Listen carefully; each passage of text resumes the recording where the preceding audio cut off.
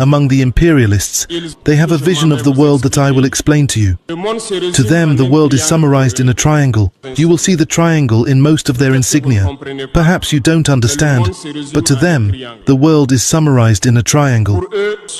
At the top of the triangle is the empire of good, and the empire of good is them. They are prosperity. They are everything positive. They are entitled to all the happiness in this world. They have the right to all the riches.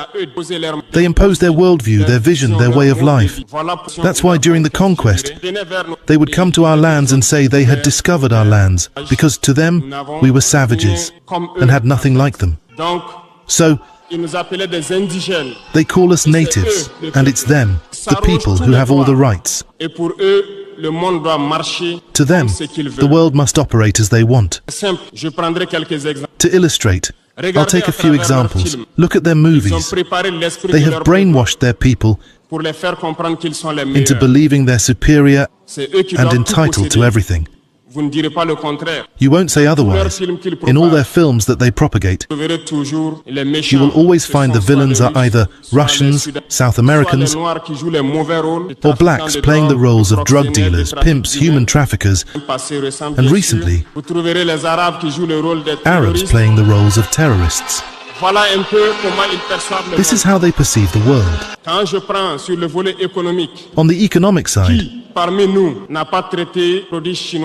who among us hasn't labeled Chinese products as cheap goods? But today, I can tell you that we were all wrong because China has advanced technology, and it's in China that most of these countries source their goods, put their brand on them, and sell them to us as their own. Look around. Entrepreneurs in construction won't deny that all their equipment today is Chinese. Those in transportation won't deny it either. They lied to us. We traveled the world in the past 20 months, looking for companies and factories, and we realized everything leads back to China. Yet through their propaganda, they made us hate all Chinese products, making us believe that only their products were good. To better understand what I'm saying, it's simple. To better understand what I will say, we need to go back a little in time. You need to go back in time and read about the Tsars, Mongol conquests, Persian, Turkish and Ottoman empires. Read their history and you will understand why the world is the way it is. At the base of the triangle, there are two empires. On one side, the empire of evil, and on the other, the empire of slaves. This is how they see the world. Who do they call the empire of evil? Those I just mentioned. Go back in time, read, and you will understand why they see them as the empire of evil. They believe they must fight and eradicate the empire of evil because it embodies the devil. They communicate this and make their people understand it that way. This is why after World War II, in the 1980s, I will take the case of Russia.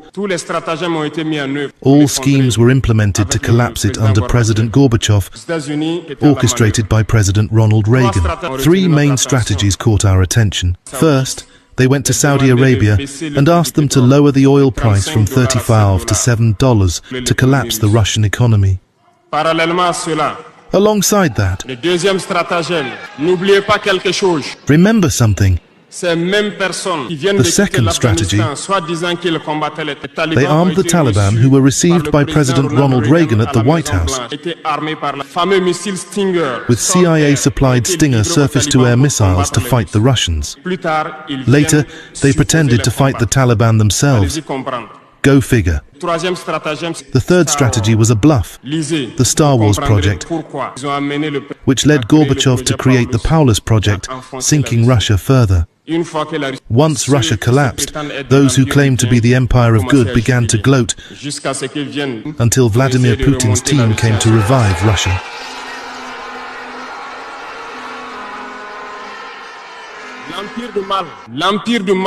The empire of evil, according to them, has suffered greatly.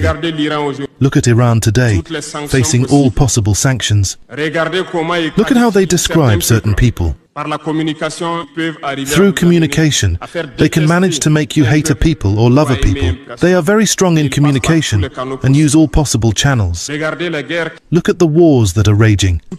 They create them for their own interest.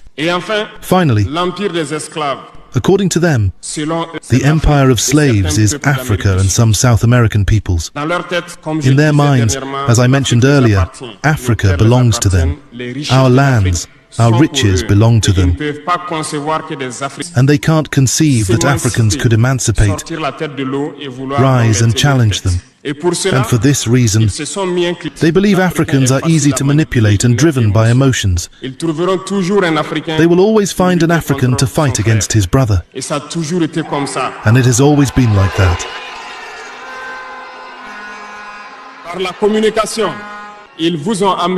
Unfortunately, through their communication, they made us hate our own skin color. In many cultures, including in Burkina Faso, mourning was symbolized by the color blue. When a woman lost her husband, she wore blue clothes for a period. They came and told us that black symbolizes mourning, the devil, mediocrity, everything bad. Unfortunately, we swallowed this so much that we wear black when mourning. We need to wake up because this is how they see the world. They are the empire of good. Others are the empire of evil, and we are the empire of slaves. This is the imperialist worldview. You need to understand this. I want to make a point to some intellectuals who seem to want to preach for the imperialists. Do they ignore this part of history? I'm not making this up. It's declassified. You can find everything I said in libraries or online. Don't these intellectuals know the history of this world? Maybe it's dishonesty, or a few dollars that make them preach for the imperialists. Our intellectuals must always preach to enlighten our people, our masses, so they understand where they come from and how the imperialists see them.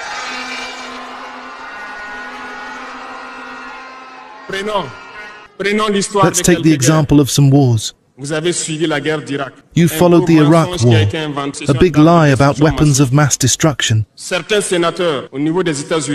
US senators did everything to get proof but couldn't.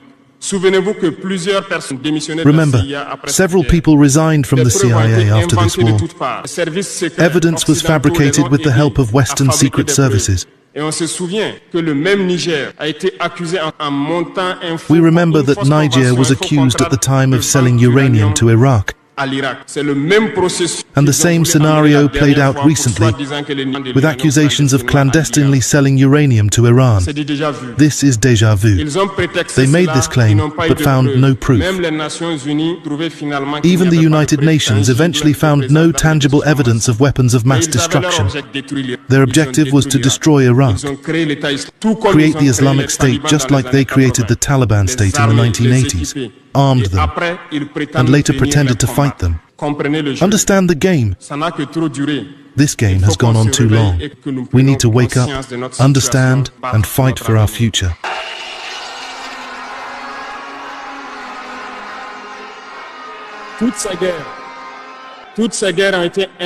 All these wars, Iraq, Syria, Libya, were fabricated to destabilize the world for their benefit, ensuring that no one could ever match them. Today,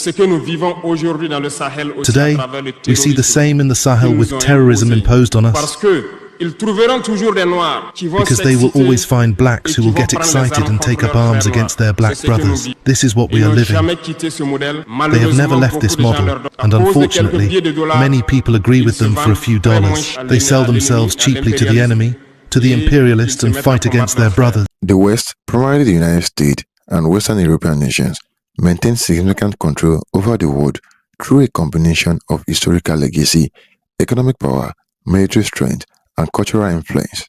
Western countries, particularly during the age of exploration and the subsequent era of colonialism, established vast empires across Africa, Asia, and the Americas. These colonizations allowed them to extract resources, dominate trade routes, and impose their political systems. Even after the end of former colonialism, the economic and political structures established by the West continues to influence former colonies, creating dependency and shaping global dynamics. The West dominates the global economy through its control of key financial institutions such as the IMF, the World Bank, and the World Trade Organizations. These institutions often set the rules of global finance and trade, aligning them with Western interests. The United States, as the world's largest economy, exerts significant influence through the dollar, which serves as a global reserve currency. This gives the US considerable leverage over international financial markets. Western multinational corporations dominate many global industries, from technologies and pharmaceuticals to entertainment and finance, shaping consumer behavior and business practices worldwide. The West, particularly the United States, possesses unparalleled military power, with the US alone spending more on defense than the next several countries combined. NATO, a military alliance of the Western nations, is one of the most powerful military coalitions in the world. The US maintains a global network of military bases, allowing it to project power and influence in virtually every region. This military presence, coupled with advanced technological capabilities, enables the West to intervene in conflict, protect its interests, and maintain global stability on its terms. Western culture, particularly that of the United States, is globally dominant. Hollywood films, Western music, and fashions are consumed worldwide, spreading Western values and lifestyles. This cultural dominance helps shape global perceptions, norms, and aspirations. This control over technology further extends Western influence as platforms and tools developed in the West are used globally, often aligning users with Western standards and practices. The West controls the world through a combination of historical dominance, economic power, military strength, and cultural influence, allowing it to shape global systems, norms, and policies to its advantage. Thank you for watching. Do not forget to like and share your thoughts in the comment box below. Until next time, cheers and have a good one.